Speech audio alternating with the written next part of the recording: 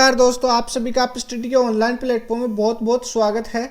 आज ही क्लास में हम बात करने वाले हैं हॉर्टिकल्चर के बारे में। तो जो हॉर्टिकल्चर से का टॉपिक है फल परिरक्षण, तो फल परिरक्षण से संबंधित जो इम्पोर्टेंट क्वेश्चन बनते हैं उन्हीं के बारे में डिस्कशन करने वाले हैं। तो आज ही क्लास आपकी हर एग्जाम की दृष्टि से अति महत्वपूर्ण क्लास है। अगर आज ही क्लास आपको अच्छी लगे तो वीडियो को लाइक करें, शेयर करें और चैनल को सब्सक्राइब करना ना भूलें। तो टाइम वेस्ट ना करते हुए आज ही क्लास शुरू करते हैं। आज ही क्लास का पहला क्वेश्चन है, भारत में फल एवं सब्जी उत्पादन का कितना प्रतिशत भाग परिरक्षण के काम में लेते हैं? कितना प्रतिशत भाग परिरक्षण के काम में लेते हैं? 10 से 12%, 18%, 2 से 3% या 70%? तो कितना प्रतिशत भाग भारत में फल परिरक्षण के काम में लेते हैं? 2 से 3% भाग भारत में फल परिरक्षण के काम में लेते हैं। तो सी राइट आंसर होगा। 2 से 3% भाग भारत में फल परिरक्षण के काम में, फल एवं सब्जी उत्पादन का 2 से 3% भाग ही परिरक्षण के काम में लिया जाता है। अगला क्वेश्चन है, भारत में फल एवं सब्जी का कितना प्रतिशत भाग बिना उपयोग किए ही खराब हो जाता है? 25 से 30%, 70%, 10 से 12% या 90%? तो भारत में फल एवं सब्जी का कितना प्रतिशत भाग बिना उपयोग किए ही खराब हो जाता है? तो कितना प्रतिशत भाग बिना उपयोग किए ही खराब हो जाता है? तो भारत में फल एवं सब्जी का कितना प्रतिशत भाग बिना उपयोग किए ही खराब हो जाता है? तो भारत में सब्जी एवं उत्पादन बिना उपयोग किए ही 25 से 30% भाग खराब हो जाता है। कितना हो जाता है? 25 से 30% भाग खराब हो जाता है। तो ए राइट आंसर होगा। 25 से 30% भाग तो बिना उपयोग किए ही खराब हो जाता है, जबकि 2 से 3% भाग का ही फल परिरक्षण में काम लिया जाता है। अगला क्वेश्चन है, वो है एफपीओ कब लागू किया गया? यानी फल परिरक्षण पदार्थों हेतु एफपीओ कब लागू किया गया था? 1970 में, 1955 में, 1985 में या 1945 में? तो जो एफपीओ था वो कब लागू किया गया था? फल परिरक्षण पदार्थों से संरक्षण हेतु एफपीओ कब लागू किया गया? तो एफपीओ था वो लागू किया गया था 1955 में लागू किया गया था। एफपीओ तो बी राइट आंसर होगा। यानी कि एफपीओ कब लागू किया गया? 1955 में। फल परिरक्षण हेतु एफपीओ कब लागू किया? 1955 में लागू किया गया। अगला क्वेश्चन है, फल परिरक्षण का मुख्य उद्देश्य क्या है? फल परिरक्षण का मुख्य उद्देश्य क्या माना जाता है? कैनिंग, गुणवत्ता हानि एवं भी दोनों, गुणवत्ता नियंत्रण? तो फल परिरक्षण का मुख्य उद्देश्य क्या माना जाता है? तो फल परिरक्षण का मुख्य उद्देश्य यह है कि गुणवत्ता नियंत्रण करना, यानी फलों की गुणवत्ता नियंत्रण करना। तो डी राइट आंसर होगा।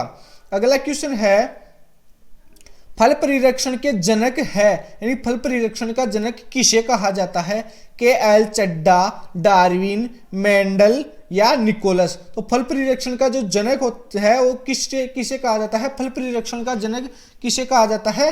निकोलस एपट को कहा जाता है। तो डी राइट आंसर होगा। निकोलस को फल परिरक्षण का जनक कहा जाता है। डिब्बाबंदी का जनक किसे कहा जाता है? निकोलस एपट को कहा जाता है। अगला क्वेश्चन है, जैम बनाने हेतु उपयुक्त फल कौन सा है? यानी जैम बनाने के लिए सबसे उपयुक्त फल कौन सा माना जाता है? टमाटर, सेब, नींबू या अमरूद? तो जैम बनाने हेतु उपयुक्त फल कौन सा माना गया है? तो जैम बनाने हेतु सबसे उपयुक्त फल माना गया है सेब माना गया है। तो बी राइट आंसर होगा। अगला क्वेश्चन है, जेली बनाने हेतु उपयुक्त फल है? जेली बनाने हेतु सबसे उपयुक्त फल कौन सा माना गया है? सेब, नींबू, अमरूद या टमाटर? तो इन चारों में से जेली बनाने हेतु सबसे उपयुक्त फल कौन सा माना गया है? अमरूद है। अमरूद को जेली बनाने के लिए सबसे उपयुक्त फल माना गया है। तो सी राइट आंसर होगा। जबकि जैम बनाने के लिए सेब और जेली बनाने के लिए अमरूद फल को सबसे उपयुक्त फल माना गया है। अगला क्वेश्चन है, मार्मलेड बनाने हेतु, जो मार्मलेड होता है उसको बनाने हेतु सर्वोत्तम फल कौन सा माना गया है? नींबू, सेब, अमरूद या टमाटर? तो मार्मलेड बनाने हेतु सबसे उपयुक्त फल माना गया है, वह माना गया है नींबू वर्गीय। तो नींबू ए राइट आंसर होगा। मार्मलेड बनाने हेतु सबसे उपयुक्त फल कौन सा है? नींबू है। अगला क्वेश्चन है, कैंडी एवं मुरब्बा बनाने हेतु सर्वोत्तम फल है? कैंडी एवं मुरब्बा बनाने हेतु सर्वोत्तम फल कौन सा है? आंवला व बेर, अमरूद, नींबू या सेब। तो कैंडी एवं मुरब्बा बनाने हेतु सबसे उपयुक्त फल, सर्वोत्तम फल कौन से माने जाते हैं? आंवला और बेर को कैंडी बनाने हेतु सबसे सर्वोत्तम फल चुना गया है। तो ए राइट आंसर होगा। अगला क्वेश्चन है वह है भारत में सबसे ज्यादा अचार किस फल का बनाया जाता है? तो ए है कच्चे नींबू, बी है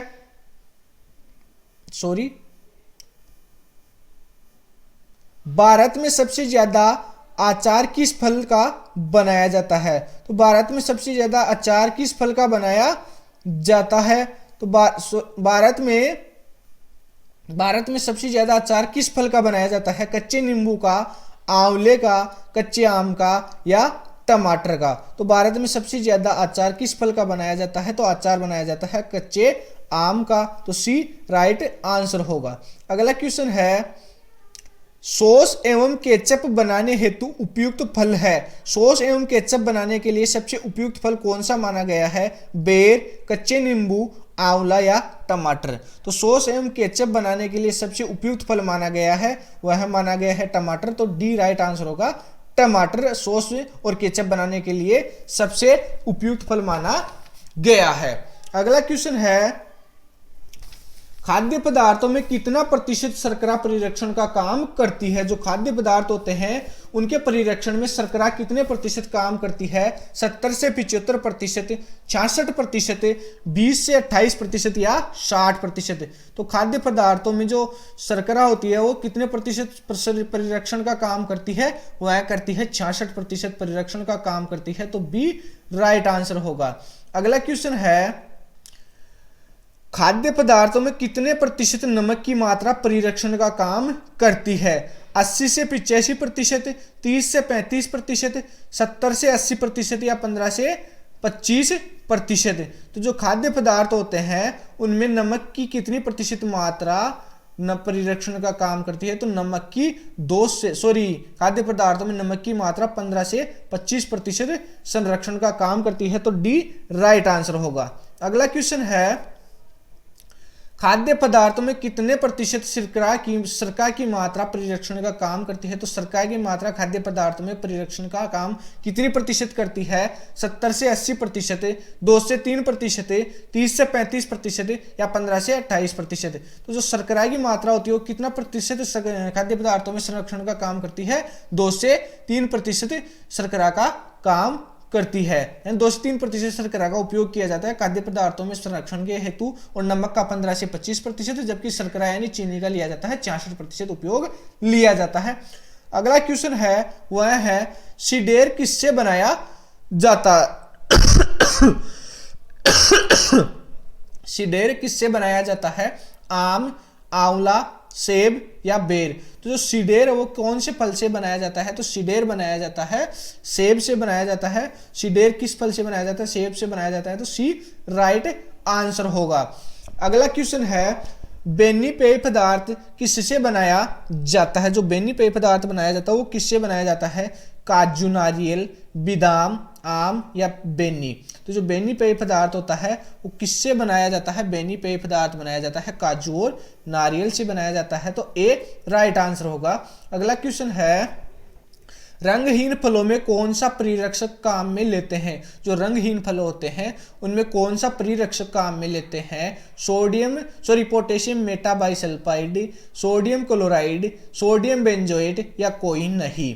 तो जो रंगहीन फल होते हैं उनमें परिरक्षक का काम कौन सा परिरक्षक काम में लिया जाता है? तो रंगहीन फलों में पोटेशियम मेटाबाइसल्फाइड काम में लिया जाता है। तो ए राइट आंसर होगा। अगले क्वेश्चन की बात करें तो अगला क्वेश्चन है रंगहीन फलों में कौन सा परिरक्षक काम में लेते हैं? जो रंगहीन फल होते हैं उनमें कौन सा परिरक्षक काम में लेते हैं? Potassium metabisulphite, sodium chloride, sodium benzoate या कोई नहीं? तो जो रंगहीन फल होते हैं उनमें कौन सा परिरक्षक काम में लेते हैं? रंगीन फलों में सोडियम क्लोराइड काम में रंगीन फलों में सोडियम बेंजोइड काम में लिया जाता है और रंगहीन फलों में पोटेशियम मेटाबाइसल्फाइड। तो इस क्वेश्चन का राइट आंसर होगा सी। रंगहीन फलों में पोटेशियम मेटाबाइसल्फाइड और रंगीन फलों में सोडियम बेंजोइड काम में लिया जाता है। अगला क्वेश्चन है सल्फर डाइऑक्साइड में प्रेरक्षक होता है, जो सल्फर डाइऑक्साइड होता है उसमें प्रेरक्षक का कार्य कौन करता है? Potassium metabisulphite, sodium chloride, sodium benzoate या कोई नहीं। तो जो सल्फर डाइऑक्साइड होता है उसमें प्रेरक्षक का कार्य कौन करता है? पोटेशियम मेटाबाइसल्फाइड प्रेरक्षक का कार्य करता है, तो ए राइट आंसर होगा। अगला क्वेश्चन है शून्य ऊर्जा शीतगृह किस सिद्धांत पर काम करता है? जो शून्य ऊर्जा शीतगृह होता है वो कौन से सिद्धांत पर कार्य करता है? अधिक तापमान के सिद्धांत पर, अधिक नमी के कारण, वाष्पीकृत शीतलन पद्धति पर या तापमान पर। तो जो शून्य ऊर्जा शीतगृह होता है वो किस सिद्धांत पर कार्य करता है? वो करता है वाष्पीकृत शीतलन पद्धति पर कार्य करता है, तो बी राइट आंसर होगा।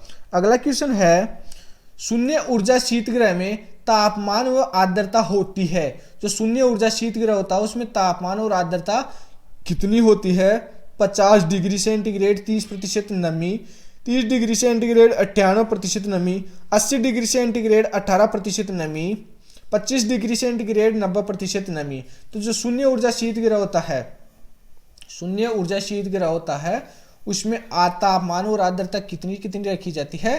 तापमान तो रखा जाता है 25 डिग्री सेंटीग्रेड और आर्द्रता रखी जाती है 90%, तो डी राइट आंसर होगा।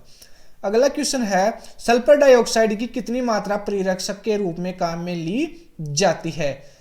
तो सल्फर डाइऑक्साइड होता है उसकी कितनी प्रतिशत मात्रा प्रेरक्षक के काम में ली जाती है? तो 350 से 500 ppm मात्रा प्रेरक्षक के काम में ली जाती है सल्फर डाइऑक्साइड की। अगला है क्वेश्चन वो है फल परिरक्षण में नमक व चीनी किस सिद्धांत पर काम करते हैं? तो फल परिरक्षण में नमक और चीनी किस सिद्धांत पर काम करते हैं? तो प्रसरण के सिद्धांत पर काम करते हैं, तो बी राइट आंसर होगा। अगला क्वेश्चन है फलों की डिब्बाबंदी के लिए शर्करा की सांद्रता कितनी रखी जाती है? फलों की डिब्बाबंदी के लिए शर्करा की कितनी सांद्रता रखी जाती है?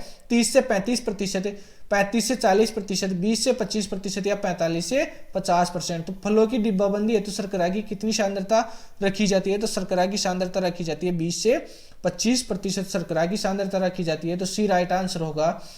अगला क्वेश्चन है सब्जियों की डिब्बाबंदी के लिए नमक का घोल रखा जाता है। सब्जियों की डिब्बाबंदी के लिए नमक का घोल कितना रखा जाता है? 5 से 8%, 2%, 10 से 12% या 4%। तो सब्जियों की डिब्बाबंदी के लिए नमक का घोल कितना रखा जाता है? तो नमक का घोल रखा जाता है वो 2% रखा जाता है, तो बी राइट आंसर होगा। अगला क्वेश्चन है बालानगर, लाल शरीफा, अल्फा सहन आदि किस्में किसकी है? यानी बालानगर और शरीफा, बालानगर शरीफा और अल्फा किस्में है वो किस फल की है? तो सीताफल की है, आंवले की है, आम की है या किसकी है? तो जो बालानगर और शरीफा, अल्फा सैन आदि किस्में किस फल की है? तो यह किस्में किस फल की है? सीताफल की प्रमुख किस्में मानी जाती है, तो ए राइट आंसर होगा। अगला क्वेश्चन है आम की कौन सी किस्म डिब्बाबंदी के लिए सबसे उपयुक्त है? तो आम की कौन सी फसल डिब्बाबंदी के लिए सबसे उपयुक्त है? नीलम, केथली, दशहरी या पुवन? तो जो आम की कौन सी किस्म डिब्बाबंदी के लिए सबसे उपयुक्त मानी जाती है? तो दशहरी किस्म आम की डिब्बाबंदी के लिए सबसे उपयुक्त मानी जाती है, तो सी राइट आंसर होगा। अगला क्वेश्चन है सब्जियों की डिब्बाबंदी में संसाधन का उपयुक्त तापमान रखते हैं 102 से 125 डिग्री सेंटीग्रेड, 115 से 121 डिग्री सेंटीग्रेड, 185 से 190 डिग्री सेंटीग्रेड, 154 से 155 डिग्री सेंटीग्रेड। तो सब्जियों की डिब्बाबंदी में संसाधन का उपयुक्त तापमान कितना रखा जाता है? 115 से 121 डिग्री सेंटीग्रेड रखा जाता है, तो बी राइट आंसर होगा। अगला क्वेश्चन है फलों की डिब्बाबंदी में संसाधन का उपयुक्त तापमान रखते हैं 121 degree centigrade, 105 degree centigrade, 99.9 degree centigrade या 100 डिग्री सेंटीग्रेड। तो जो फलों की डिब्बाबंदी में संसाधन का उपयुक्त तापमान कितना रखा जाता है? 100 डिग्री सेंटीग्रेड रखा जाता है, तो डी राइट आंसर होगा। आज की क्लास में जो इंपॉर्टेंट क्वेश्चन बनते थे फल परिरक्षण के टॉपिक से उन सभी के बारे में डिस्कशन किया है। तो आज की क्लास फल परिरक्षण की दृष्टि से बहुत ही इंपॉर्टेंट क्लास थी। अगर आज की क्लास आपको अच्छी लगी हो तो वीडियो को लाइक करें, शेयर करें और चैनल को सब्सक्राइब करना ना भूलें। Thank you.